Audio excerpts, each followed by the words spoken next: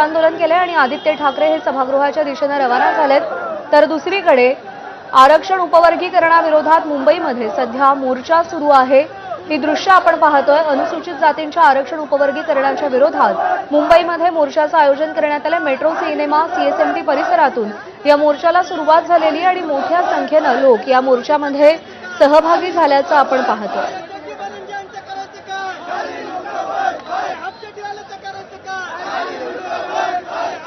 जोरदार घोषणाबाजी केली जाते आणि आरक्षण उपवर्गीकरणाच्या निर्णयाचा निषेध केला जातोय।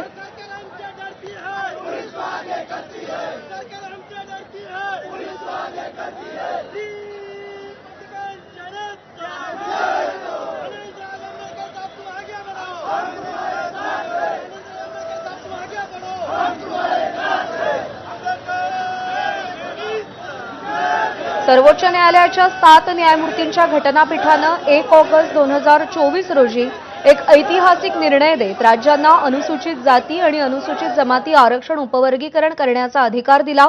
मात्र राज्यांना मूळ आरक्षणाचा कोटा म्हणजे महाराष्ट्रामध्ये एससी साठी 13% कमी जास्त करण्याचा अधिकार नाही। फक्त त्या 13%च्या आतच जातींच्या मागासलेपणानुसार अंतर्गत वर्गीकरण करता येईल। म्हणजे 13%पेक्षा कोटा अधिक वाढवता येणार नाही किंवा कमीही करता येणार नाही।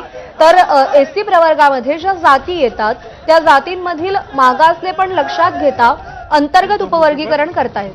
कारण सभागृहामधला एक व्यक्ती अध्यक्ष होतो, दुसरा व्यक्ती उपाध्यक्ष होतो, त्याप्रमाणे झालं असेल। पण बाकी काय नंतर काय पक्षांतर वगैरे झालं काय ते मला काय ही जागा उपसभापतीची ही शिंदेसाठीची जागा जी आहे ती त्यांच्यासाठी होती।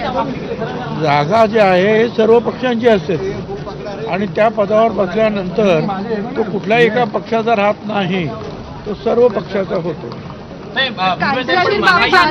पण नक्की काय झालं पडद्यामागे हे मला माहित नाही म्हणून मी सांगितलं।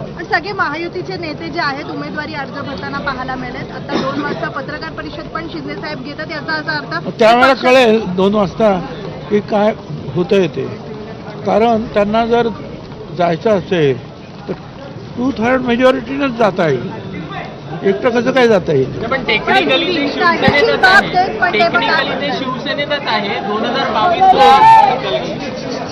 असतील ना, मग काय झालं त्याच्यामध्ये काय। पण तसं झालं तर किती मोठा धक्का आहे। सचिन अहिर यांनी फॉर्म भरल्यानंतर तर सध्या मुंबईमध्ये आरक्षण उपवर्गीकरणाच्या विरोधात मोर्चा काढला जातोय।